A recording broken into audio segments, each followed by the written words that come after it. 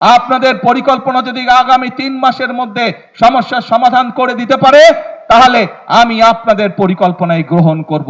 তাদের প্রতি আমি চ্যালেঞ্জ ছুড়ে দিলাম। জাতীয় নাগরিক পার্টির দক্ষিণাঞ্চলের মুখ্য সংগঠক ও কুমিল্লা 4 আসনের সংসদ সদস্য হাসনাত আব্দুল্লাহ বলেছেন, বিদ্যুৎ সংকট সমাধানে প্রধানমন্ত্রী বিরোধী দলকে 6 মাসের আলটিমেটাম দিয়েছেন।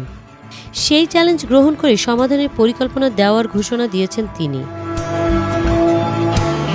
শনিবার রাতে ফেসবুক পোস্টে হাসনাত বলেন, এনসিপির আহ্বায়ক ও বিরোধী দলীয় চিফ হুইপ নাহিদ ইসলাম ইতিমধ্যে স্বল্প, মধ্য ও দীর্ঘমেয়াদী মোট 15 দফা সমাধান প্রস্তাব দিয়েছেন।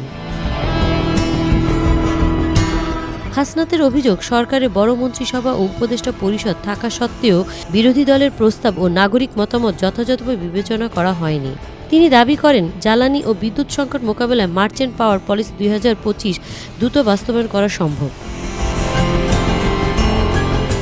তিনি আরও বলেন, বিদ্যুৎ সংকট নিয়ে বিরোধী দলের প্রস্তাব আলোচনার জন্য বিশেষ সংসদীয় অধিবেশন আহ্বানের অনুরোধেও সাড়া দেওয়া হয় উচিত। হাসনাতের ভাষ্য, 6 মাসের হিসাব বিরোধী দল মেনে নিলেও সময়ের ঘড়ি সরকারের।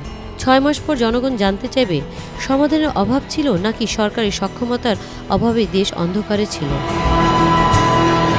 সাপ্তাহিক বাংলা গেজেট, নিউজ ডেস্ক।